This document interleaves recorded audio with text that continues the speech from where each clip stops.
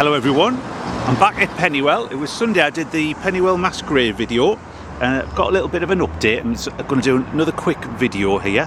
Apologies for the noise because it's about 20 past 5, it's absolute rush hour, probably the worst time of day. We're on the busy Hilton Road. So, I'm just going to go down because since I did the actual video, the owner of the house commented on the Facebook story I did in Sunderland History on Facebook about it. And I contacted him and he's fine for me to get a little bit close to the house and show you some of the closer up of it as well. But just as a recap, if you want to get the full story, look on my other video, the Pennywell Mass Grave. On the 7th and 8th of March 1644 there was a skirmish between Royalist forces and the Scottish Covenant Army, which had taken Sunderland for the English Parliament, and there was musket fighting, cannons, cavalry across these particular fields, and somewhere between about 40 and 70 men were killed in that particular skirmish. So that was on the 7th and 8th of March 1644. On the 8th of March the Royalists headed off. There was a heavy snowstorm, so they were left with what to do with the bodies. Now nobody knows who is actually buried in this particular spot. No names, whether they were Scots or Scottish people I should say, or Royalist forces. The Scottish had the camp down in Bishop Wearmouth, so possibly they took their own dead back to be buried in like the church, but nobody knows about that. So this is where we are in Penistone, I think it's Road in Pennywell. There's a bit of wasteland on the edge of the houses, but this particular semi, there's two houses that make it up, and exactly on this particular corner here, when they put the foundations in, this is where they found some, I think, the osculars, which are ear bones, metatarsals, tarsals, phalanges, so bits and pieces of fingers, and toes and feet.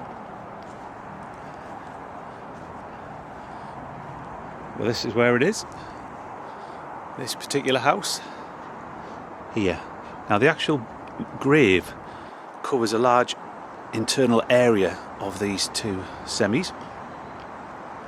The bit where the bay window is, just behind it, that's where the four skulls could be seen in the trenches, because a gentleman kindly mapped the foundations and put down where he'd observed different particular bones. There was a skeleton found where that door is, along the line of that foundation. It was just a partial skeleton. And then on the exact foundation which runs between the two houses, there was also another partial skeleton discovered, which it looked like it had been damaged by ploughing, because obviously this was farm fields back in the past.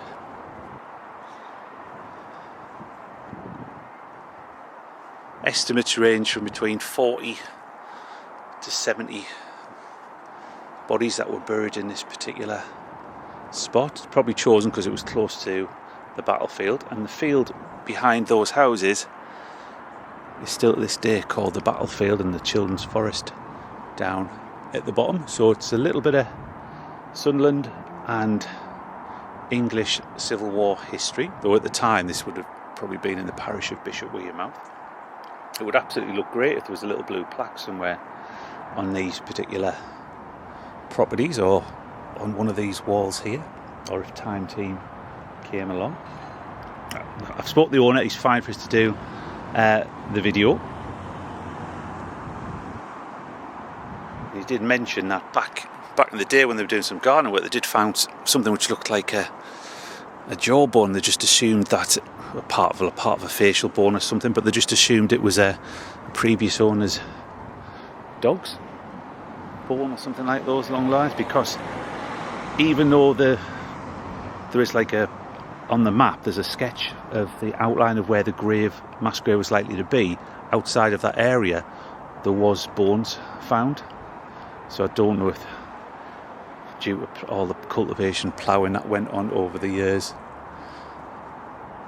it had actually disturbed some of them. Obviously it might be a good idea to have a metal detector, but then again I'm sure when the bodies were put in the grave, they would have been stripped of any weapons or coins or jewellery or anything like that, because we're talking 8th of March 1644 was when the Royalists left, so, and it was apparently it was a cold winter, so that's why it was only 18 inches deep. The actual skeletons were found, but it amazes me how we're not talking like back in Victorian times, and often skeletons would be found in places. This was only discovered in March 1950, so you'd have thought, right, it would have been no hassle just to dig up the area, remove all the remains and give them a Christian burial somewhere and recognise it. But the actual spot was lost to history, because when the Sunderland Echo reported it, they didn't put any street names in, and it was just by luck that Bill Wildish at Sunderland Aquariums passed me some maps that he had found, and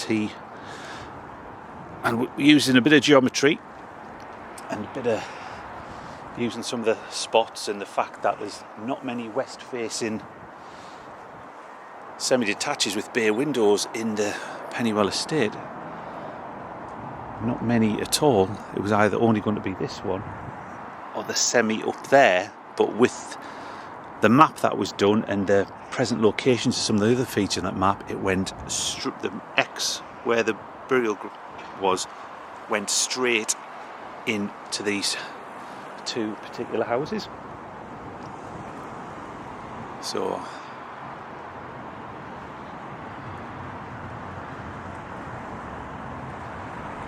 let's have one last look. So there we have it. That is the Pennywell Mass Grave. So thank you very much for watching. I'll see you next time, and if you did enjoy it, give it a like. If you want to, click on the subscribe. So thanks for watching. I'm going to go back now. Sorry, it's just somebody passing.